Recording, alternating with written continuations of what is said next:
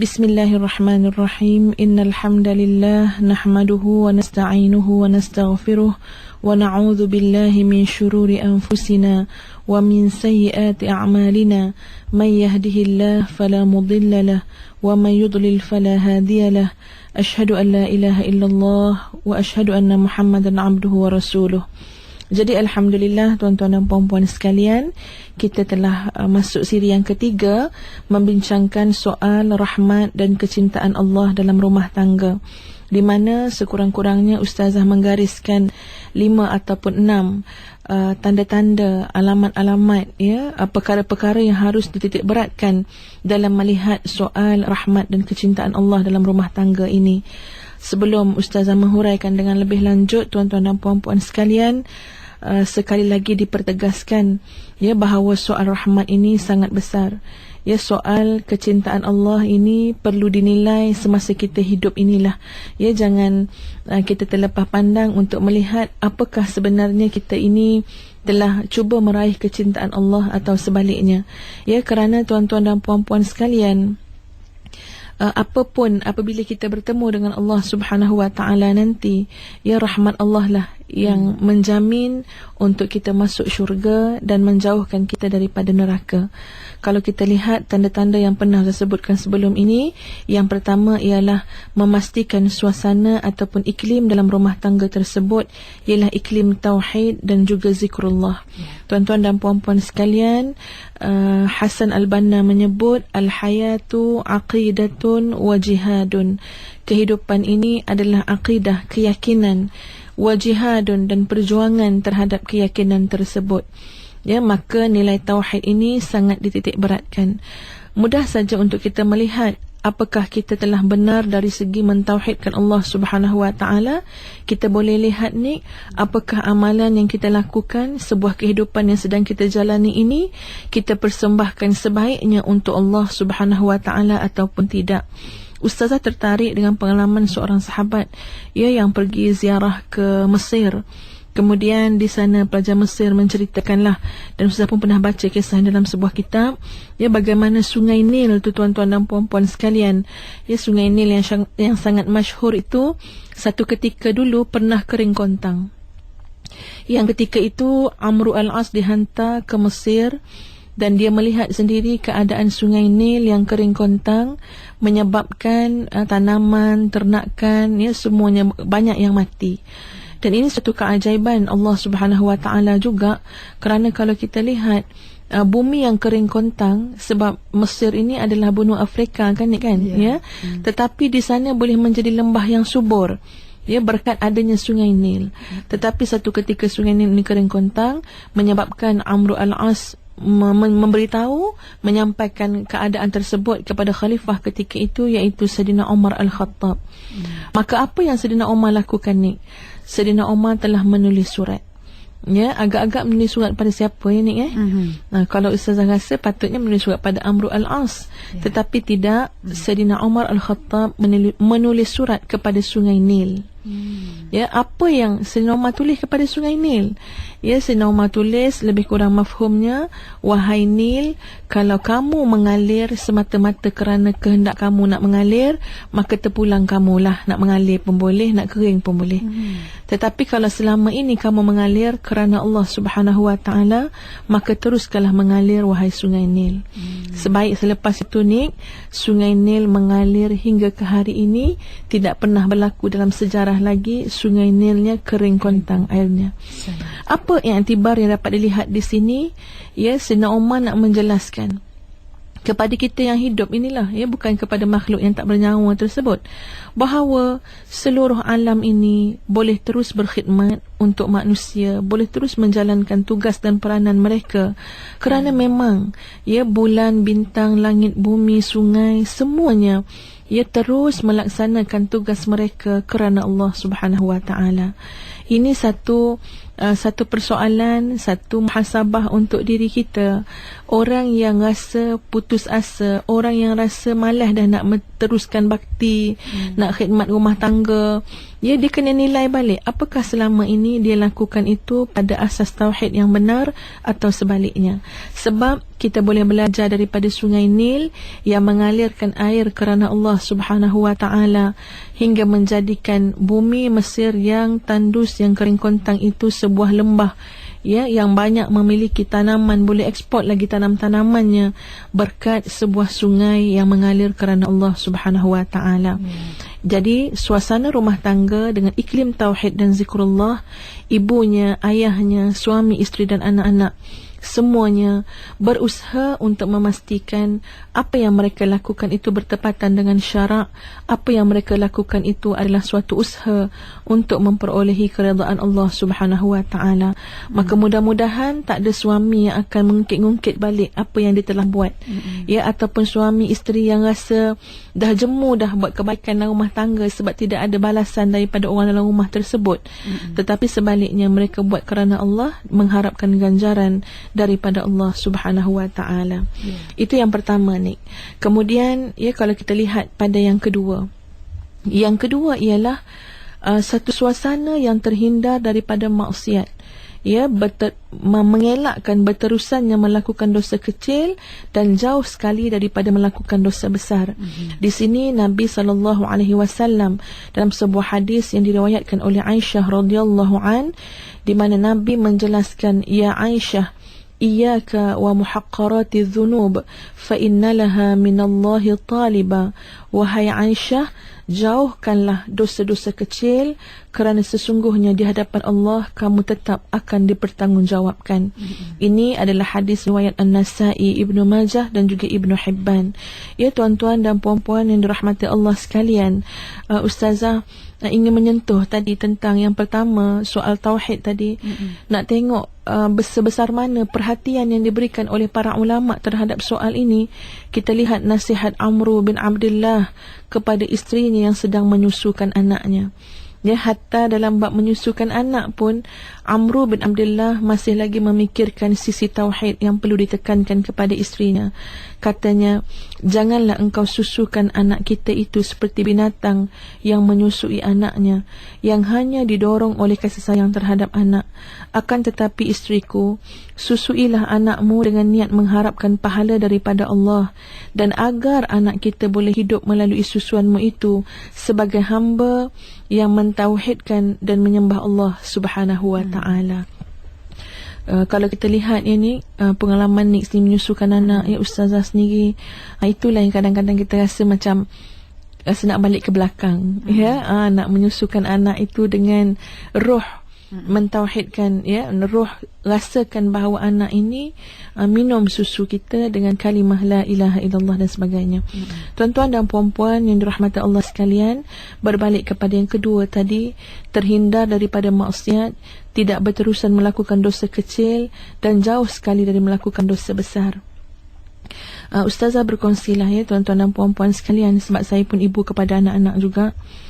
Kadang-kadang bila jumpa dengan anak yang baru ni, jumpa dengan anak yang sedang dalam usaha untuk menghafaz Al-Quran, bila dengar laporan daripada guru dia, dia lambat hafalan dia malas, kadang-kadang tidur dalam kelas, ya. Jadi Alhamdulillah, pandangan Ustazah dengan suami ni lebih kurang sama. Bila kami dengar itu yang disebut oleh Ustaz, betul lah kami nasihatkan anak, tapi antara ayat awal yang sama-sama kami sepakati ialah kesian dengan anak kita, kita yang kena memperbaiki ibadah kita. Ya, boleh jadi kadang-kadang kita ibu ayah longgar sangat hubungan dengan Allah, kurang sangat kualiti ibadah kita, dan doa-doa kita pun tidak benar-benar mustajab, bukan kerana Allah tidak nak memustajabkan, tetapi kerana ada perkara-perkara yang barangkali kita buat yang menyebabkan terhalangnya doa itu daripada naik ke langit. Ya, sebab itu bila melihat anak-anak tu rasa kesian dekat anak-anak, kita kena perbaiki ibadah kita, kena kuatkan hubungan kita dengan Allah Subhanahu wa taala. Sebab sebagai anak yang sedang dalam proses menuntut ilmu, dia sangat perlukan sokongan doa yang mustajab daripada kedua ibu bapanya. Dan tuan-tuan, puan-puan yang dirahmati Allah sekalian, dalam bab ibadah ini Ustazah pernah bertemu dengan seorang pakcik yang kebetulan kami ni menumpang kereta dia. Ya, dia kata arwah isteri dia meninggal dengan mudah. Ya, arwah isteri ni suruh anak tu telefon ayah suruh balik sebab mak kata mak dah nak meninggal. Ya, jadi bila balik betul lah tengok isteri tu sakit, isteri ni sempat mohon maaf, halal makan minum semua, kemudiannya dia meninggal dunia. Apa kata pakcik ni? Dia kata, ustazah, isteri pakcik ni orang baik sangat. Sepanjang dalam hidup pakcik dengan dia, di antara perkara yang sangat pakcik hormat, ya, sangat pakcik kagumi pada isteri ini ialah dia sentiasa mengambil wuduk sebelum masuknya waktu solat. Ya, sebelum azan, isteri pakcik ni istiqamah ambil wuduk. Contohnya tuan-tuan, kalaulah zuhur sekarang pukul 1, 12.45, si isteri dah ambil wuduk dah. Ya, dah siap-siap atas sejadah, dah siap-siap menghayati seruan azan, kemudian solat sunat, kemudian solat fardu. Kadang-kadang tuan-tuan dan puan-puan sekalian, dalam bab memperbaikan ibadah ini, kita ni cenderung melihat kepada ibadah yang hebat-hebat sangat. Contohnya qiyamul lail. Bukan tak boleh, memang bagus. Siapa boleh istiqamah qiyamul lail, silakan. Itu memang da'bus salihin. Dia suatu amalan yang menjadi sunnah rutin kepada orang-orang yang salih. Tetapi jangan terlepas pandang bagaimana kita meningkatkan kualiti pelaksanaan ibadah fardu kita. Yang ini tidak boleh tidak. Ini suatu tanggungjawab dan amanah yang harus kita pikul. Kalau kita tak boleh memperbaiki yang fardu, masakan yang sunat ini boleh menjadi mudah dan senang bagi kita. Ya, ustazah boleh jamin tuan-tuan dan puan-puan sekalian, insya-Allah sekiranya kita boleh melazimi seperti mana yang makcik tadi bagi contoh teladan kepada kita, bukan lagi masuk dalam bab menunaikan solat pada waktunya, tetapi masuk dalam bab yang pernah Nabi sebut, seseorang hamba yang menanti-nanti kedatangan waktu solat. Sebab itu makcik kampung ini yang tak popular pun, tak ada siapa kenal pun, tapi dia boleh istiqamah dengan suatu amalan, iaitu ambil wuduk sebelum waktu solat, menandakan keprihatinannya, kecintaannya untuk menghadap Allah Subhanahu wa taala dalam ibadah solat tersebut. Istiqamah dia sampai dikagumi, ia dilihat dengan penuh hormat oleh si suami, dan suami ni kata, betul ustazah, dia hidup dengan baik dan dia mati dengan mudah, bihusnil khatimah, dengan penghabisan yang baik. Ya, jadi ini ustazah maksudkan, dalam rumah tangga kita ini kena lihat semua sekali serba-serbi, terutama yang fardu. Bagaimana pelaksanaannya? Kita seperti mana yang selalu juga, ya, ustazah sebut dalam usrati ni kan ni, kita sebenarnya ada banyak ruang untuk perbaiki diri. Kita ada banyak peluang untuk jadi lebih baik, tetapi kekangan-kekangan yang berlaku ialah hawa nafsu kita, hasutan syaitan, ya, kadang-kadang kerana persekitaran, sahabat-sahabat yang mengajak kita mengikut hawa nafsu sahabat-sahabat tu pula, ya, itulah yang menjadi kekangan untuk kita jadi lebih baik. Sedang Nabi dah sebut, semua orang akan menyesal mati ni. Orang jahat menyesal kerana kejahatan dia, orang baik akan menyesal kerana dia tidak dapat berbuat lebih kebaikan, sedangkan dia boleh buat lebih lagi kebaikan tersebut.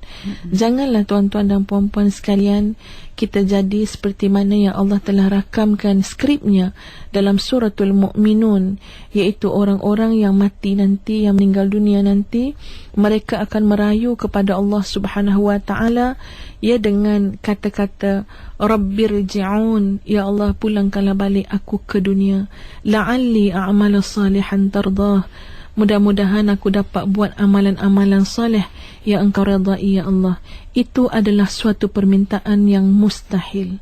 Yang tidak mustahilnya, semasa kita hidup inilah kita terus memperbaiki ibadah kita, ya, mendalami tauhid dan boleh semak balik tauhid kita, dan insya-Allah inilah sebuah rumah tangga yang akan mendapat rahmat dan kecintaan Allah Subhanahu wa taala. Saya insya-Allah ustazah menyentuh tentang tauhid sebentar tadi, dan sebagaimana ustazah kata, kita mempunyai banyak ruang dalam hidup ini untuk menyemak balik ibadah-ibadah kita, dan sangat menarik sekali penjelasan yang berbagi ustazah, ya, berkaitan dengan amal ibadah kita ibu bapa, memberi refleksi kepada anak-anak kita, Ustazah. Ya, InsyaAllah kita akan panjangkan lagi perbincangan ini selepas kita berlaluan seketika untuk berehat, Ustazah. Ya, kita akan kembali pada anda. Jangan ke mana-mana, pastikan terus bersama kami. Kita selalu dengar tangan yang memberi lebih baik dari yang menerima. Jadi apa lagi?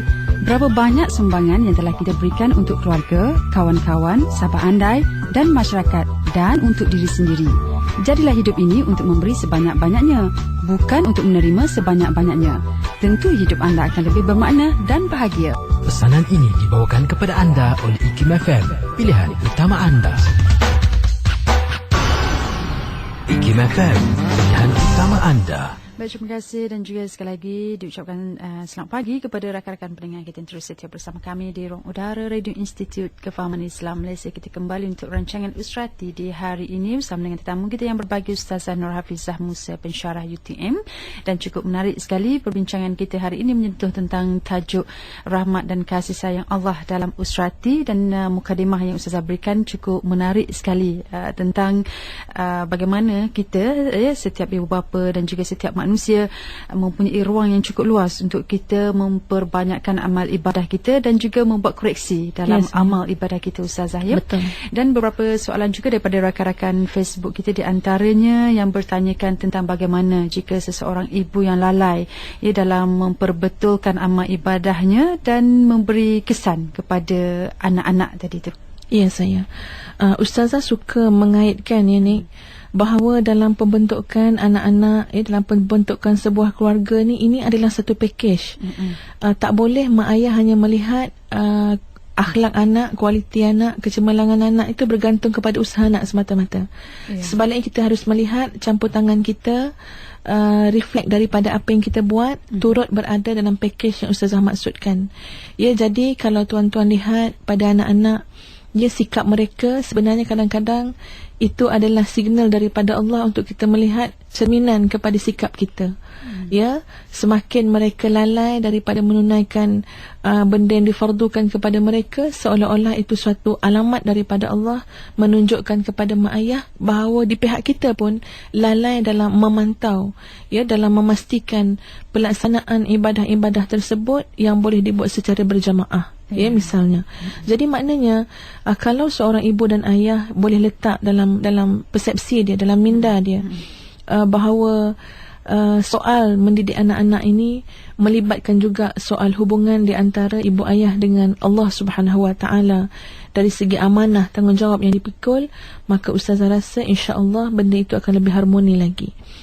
Hubungan ibu ayah dengan anak-anak pun akan jadi lebih intim, sebab kita bukan saja semata-mata menyalahkan anak-anak, marah pada anak-anak, sebaliknya kita melihat ada bahagian kita juga dalam perkara-perkara tersebut. Wallahu a'lam. Mungkin saya boleh sambung ini untuk yang perkara yang ketiga. Jadi tuan-tuan dan puan-puan yang dirahmati Allah sekalian, yang ketiga dalam sebuah rumah tangga yang dirahmati Allah, mendapat kecintaan daripada Allah, ialah dari sudut kita melihat kemurnian dan keindahan akhlak penghuninya. Ini tidak boleh lari, dan harus kita ingat satu kenyataan ini, bahawa akhlak yang indah ini mestilah dilihat dan dirasai. Kadang-kadang kita ni declare, kita kata akhlak dah baik dah, tapi akhlak kita cuma dilihat dia macam orang baik, tapi tak dirasai pun kebaikan dan keindahan akhlak tersebut. Maksud Ustazah, bila kita kata kemurnian dan keindahan akhlak, mesti dirasai keindahan itu ni. Seorang suami dengan nilai murninya, indahnya akhlaknya, maka anak isteri akan rasa nyaman, tenang, bahagia dan sebagainya. Ustazah nak bawakan contoh bagaimana baginda Nabi kita Muhammad sallallahu alaihi wasallam dengan seorang sahabat yang bernama Uthman bin Talhah. Saat ketika Uthman bin Talhah belum lagi memeluk Islam, ketika itu kabilah Uthman bin Talhah inilah yang memegang kunci pintu Kaabah. Satu ketika Nabi berada di hadapan pintu Kaabah dengan Uthman bin Talhah bersama. Jadi Nabi kata, wahai Uthman, bagi aku kunci pintu Kaabah ini untuk aku buka pintunya. Uthman bin Talhah kata, aku takkan bagi pada kamu wahai Muhammad. Kemudian Nabi kata, tak apa, satu hari nanti kunci itu akan ada di tanganku. Maka jawab Uthman bin Talhah dengan sombong bongkaknya, dia kata, pada hari yang andai kata kunci itu ada padamu Muhammad, aku rela hari itu aku ditelan bumi. Jadi masa berlalu, hari berlalu, sehinggalah akhirnya satu ketika Osman bin Talha memeluk agama Islam. Kemudian berlakunya Fathu Makkah, pembukaan kota Makkah, yang sekali lagi Nabi Muhammad SAW telah berada di hadapan pintu Kaabah. Lalu Nabi pun bertanya, mana Osman bin Talha? Osman bin Talha dah dekat situ dah. Ya, Nabi tanya, Osman, mana kunci pintu Kaabah? Osman kata, dekat mak aku kat rumah. Pergi ambil, kata Nabi. Osman pun pergi ambil. Sampai dekat rumah tu, mak Osman bin Talha kata, betul ke kamu nak bagi pada Muhammad ni kunci ni? Kamu tak ingat ke sumpah kamu depan Muhammad yang kamu rela ditelan bumi pada hari Muhammad memegang kunci tersebut? Osman ni memang ketakutan. Jadi lama ia berbincang dengan mak dia, menyebabkan Nabi SAW memerintahkan Saidina Umar pergi jumpalah, pergi tengok kat rumah tu apa yang berlaku. Bila Saidina Umar pergi, dengan mudah Saidina Umar ambil kunci tersebut dan serahkan kepada Nabi SAW. Perhatikan tuan-tuan dan puan-puan sekalian, sekarang kunci Kaabah telah berada di tangan Nabi SAW. Nabi kata, mana Osman bin Talha? Maka panggil Osman, menghadaplah Osman di hadapan Rasulullah SAW dengan takut, dengan bimbang, tak tahu apa yang akan berlaku selepas itu, menyerahkan nasibnya kepada Allah Subhanahu wa taala. Cuba tuan-tuan dan puan-puan bayang kita berada di tempat Osman bin Talha. Nabi pun panggil Osman. Osman tak berani nak angkat muka. Ya, berdebar-debar. Semua orang berdebar-debar apa yang akan Nabi buat kepada Osman bin Talha di atas sumpahnya suatu ketika dulu. Maka akhirnya Nabi kata Osman. Nabi pegang tangan Osman. Nabi bagi semula kunci kepada tangan Osman.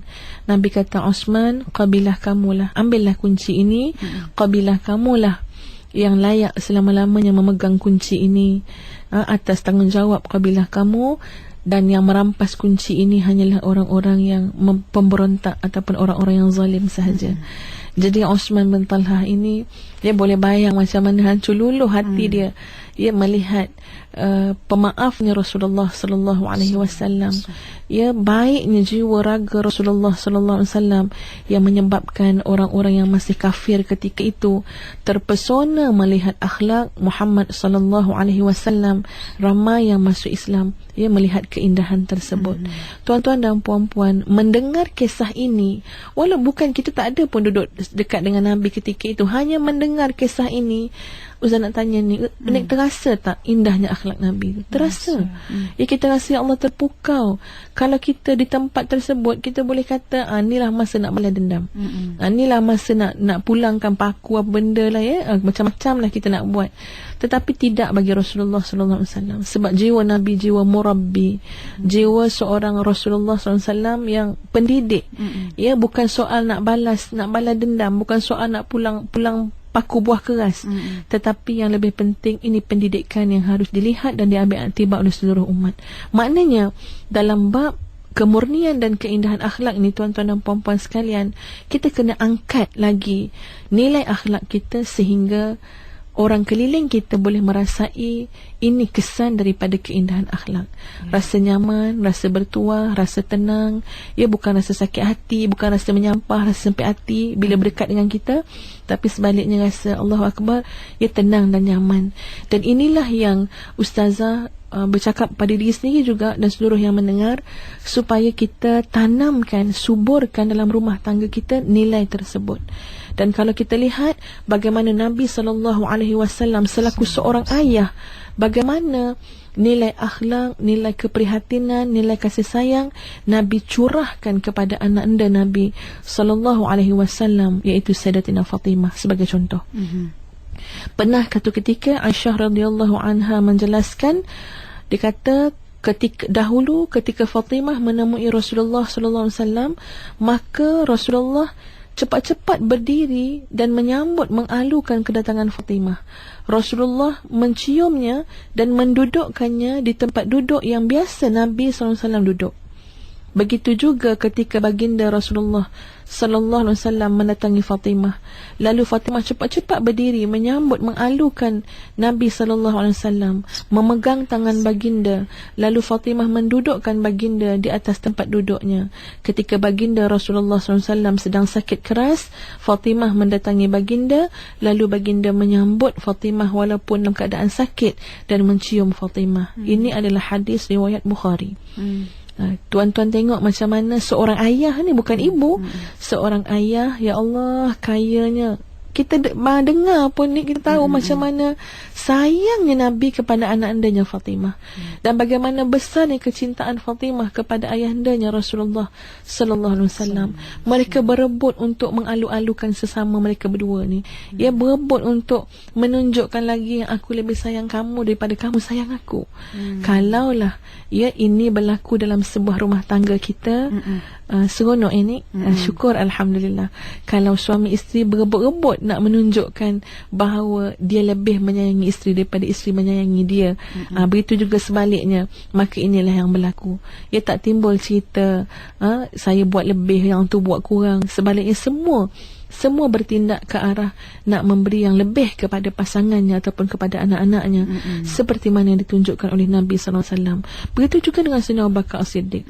Ya, pernah satu ketika Sayyidina Abu Bakar As-Siddiq menziarahi Aisyah radhiyallahu anha yang sedang sakit demam. Ya, bila pergi menjenguk Aisyah, lalu Abu Bakar As-Siddiq bertanyakan khabarnya. Selepas bertanyakan khabar, Abu Bakar As-Siddiq memeluk dan mencium Aisyah radhiyallahu anha, iaitu anak dia, dengan penuh kasih sayang. Ya, ini yang kita nak, kita harus lihat bahawa kita masih ada ruang yang luas untuk memperbaiki dan menambahkan lagi dari sudut akhlak, ya, keindahan akhlak dan juga curahan kasih sayang dan perhatian dalam keluarga tersebut. Tuan-tuan dan puan-puan yang dirahmati Allah sekalian, khususnya sekarang ni zaman musim cuti sekolah. Ya, semua anak-anak kita dekat rumah, lebih kurang ramai kan, ya. Anak-anak ada di rumah. Ini adalah satu saat yang sangat indah. Jangan pula mak tu bila dengar cuti sekolah, dia mulalah sakit kepala lah. Kem mana nak hantar ni, dia kata. Bukan nak hantar kem tu dengan sebab nak suruh anak jadi baik sangat, tapi yang lebih besarnya tak nak ribut dekat rumah. Ya, jadi cari kem yang paling lama, biar senang hati sikit mak ayah. Harap tidak ada mak ayah yang mempunyai niat yang sedemikian. Ya, sebab pada ustazah ada baiknya anak-anak tu bersama kita pada tempoh masa yang lama, menggantikan masa-masa dia belajar dulu yang musim persekolahan. Sebab di sinilah kita nak tengok, ya, nak perhatikan balik nilai mana yang anak kita ini agak merosot. Ya, kita nak perbaiki. Nilai mana yang sangat bagus, kita nak gilap dan kita nak hargai. Kita boleh lihat masa cuti sekolah. Ya, kadang-kadang anak tak tahu nak buat apa. Ya, nanti kita akan cuba bincangkan apakah pengisian, ya, cuti sekolah yang baik juga untuk kita kongsi bersama. Dalam masa yang sama, tuan-tuan dan puan-puan sekalian, jadikan satu matlamat cuti sekolah ini ialah untuk mendidik anak kita, menjadikan diri kita qudwah hasanah kepada anak-anak dan keluarga dari sudut pembentukan pendidikan akhlak yang sangat indah ini. Ya. Kemudian ni kita ingin keempat, ya, saya akan kongsikan insya-Allah 5 ataupun 6 perkara ikut mana yang sempat. Yang keempat, harus wajar sekali mesti dalam sebuah rumah tangga yang mengharapkan sangat kecintaan dan rahmat Allah untuk membina sebuah rumah tangga usrati yang ahli keluarganya mencintai ilmu. Ya, mesti mencintai ilmu. Kata-kata hukama di antaranya ialah kehidupan mencari ilmu ibarat air sungai yang mengalir. Selama mana ia mengalir, arusnya akan bertambah jernih. Jika sungai itu berhenti mengalir, maka ia akan menakung kotoran dan berbau busuk. Betul? Kalau sungai berhenti mengalir sebab dah banyak sampah. Tapi selama mana sungai itu mengalir, maka arus itu akan jadi lebih jernih, lebih jernih, lebih jernih. Maka subhanallah, ya, kata-kata hukama ini cuba mencari persamaan. Begitulah ibaratnya orang yang mencari ilmu. Ya, selama mana dia terus mencari ilmu, maka dia akan mendapat kualiti hidup, kualiti hati yang lebih baik, lebih jernih, lebih baik, lebih jernih. Tapi dia berhenti menuntut ilmu, maka berkumpullah, bertakunglah benda kotor, benda busuk, yang akibatnya nanti seperti mana macam sebuah kipas. Ya, kalau kipas kita ni, kipas berpusing yang tegak tu kita tak pernah bersihkan, lama-lama daripada warna jernih, ia tak nampak warna dah. Ia jadi kelabu hitam dah. Kemudian bila kita switch on, apa yang berlaku ni? Apa yang keluar? Yang keluar adalah habuk-habuk dan kotoran. Patut kita boleh sejuk dalam masa 5 minit, tapi oleh kerana kotoran sangat banyak, setengah jam pun tak sejuk-sejuk lagi. Ya, yang kita terima dalam masa setengah jam hanyalah habuk-habuk, kotoran dan macam-macam benda yang melekat pada tubuh kita. Begitu keadaannya kita bermuamalah, berinteraksi, berkomunikasi dalam sebuah keluarga yang tidak mencintai ilmu, yang tidak meneruskan pengisian ilmu. Ibaratnya hubungan suami isteri hanyalah mengeluarkan habuk-habuk dan benda-benda yang kotor. Hubungan ibu dan anak begitu juga, yang keluar hanyalah perkataan-perkataan yang kotor. Ya, tindakan-tindakan yang tidak baik, sebab dia bermula dengan jiwa yang kering, jiwa yang kosong, jiwa yang tak diisi, jiwa yang tidak jernih, yang sepatutnya kita jadikan mencintai ilmu pengetahuan sebagai objektif kepada rumah tangga yang kita bina. Ali bin Abi Talib menjelaskan, aku rela dengan bahagian yang diberikan Allah. Ilmu untukku, harta benda untuk musuh-musuhku. Kerana harta benda akan musnah dalam jangka waktu yang pendek, sedang ilmu akan dapat memberi manfaat pada masa yang panjang. Dan kalau kita lihat, ini dari sudut orang yang menuntut ilmu pula lah, bagaimana Rasulullah SAW menyatakan, barang siapa yang bertambah ilmunya tetapi tidak dapat bertambah hidayahnya, dia hanya akan lebih jauh daripada Allah. Wal'iyazubillah, ilmu nampak macam bertambah, tapi tidak bertambah hidayah. Dia takut semakin jauh daripada Allah Subhanahu wa ta'ala. Tuan-tuan dan puan-puan yang dirahmati Allah sekalian, Ustazah melihat kadang-kadang masalah yang banyak berlaku dalam rumah tangga. Ya, kadang-kadang dengar cerita soal suami tak bagi nafkah. Ini semua benda-benda yang sangat basic. Ya, benda yang sangat asas dalam sebuah rumah tangga. Bagaimana seorang suami boleh mengelak daripada bagi nafkah? Ya, ataupun seorang isteri yang tidak mentaati suami. Ini pun benda asas. Tapi kadang-kadang walaupun kita kata benda asas, tetapi kerana tidak ada pengisian ilmu, ia semata-mata tahu tugas suami kena bagi nafkah, tapi dia tak tahu pun keutamaan nafkah yang bagaimana. Maka ini yang berlaku dalam rumah tangga yang kosong sangat daripada nilai ilmu yang menjadi nur penyuluh kepada hidup ini. Kalau Ustazah boleh kaitkan sedikit, ia bayang kepada para suami, soal nafkah ini disebut sebagai pengisian ilmunya daripada Rasulullah sallallahu alaihi wasallam.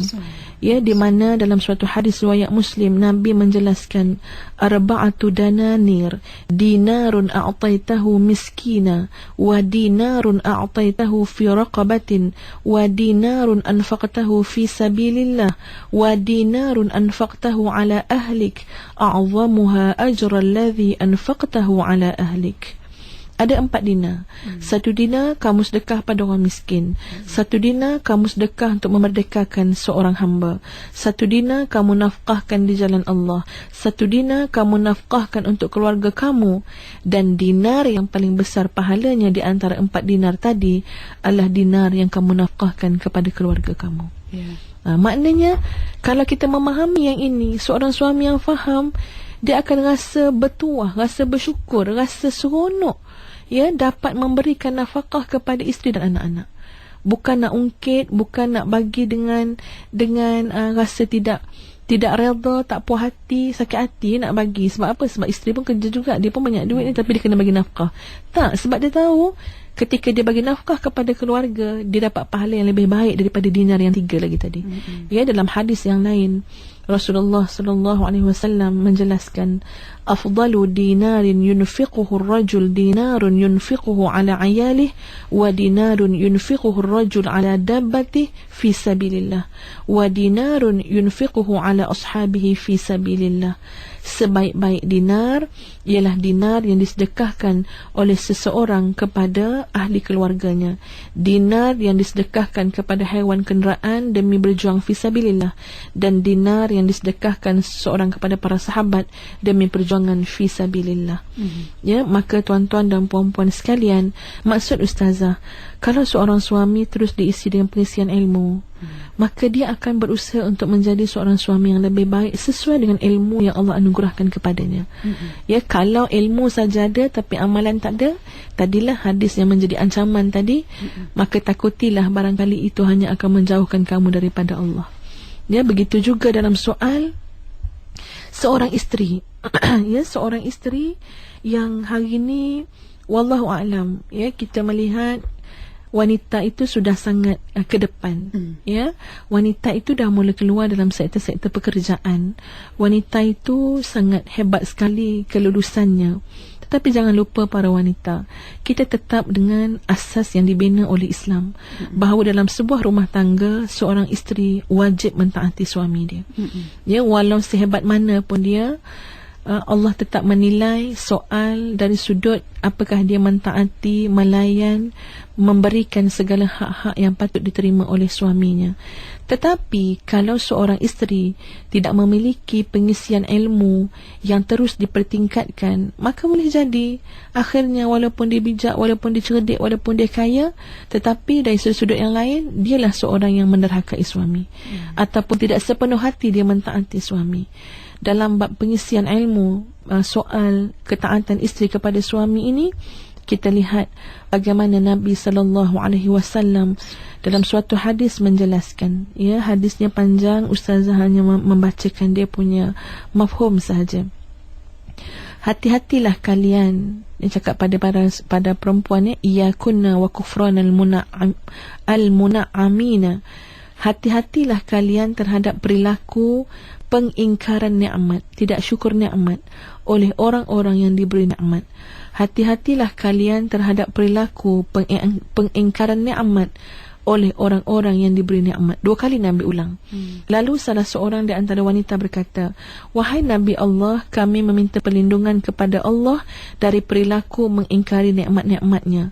Maka Nabi meneruskan sabdanya, benar, akan tetapi ketika salah seorang di antara kalian yang sebelum ini belum menikah, lalu ketika ia diberi kurnia berupa seorang suami sehingga dia boleh memiliki anak yang menjadi buah hatinya, lalu ketika ada suatu masalah, dia langsung marah dan berkata, sungguh demi Allah, aku tidak pernah mendapatkan kebaikan dari diri suamiku sama sekali.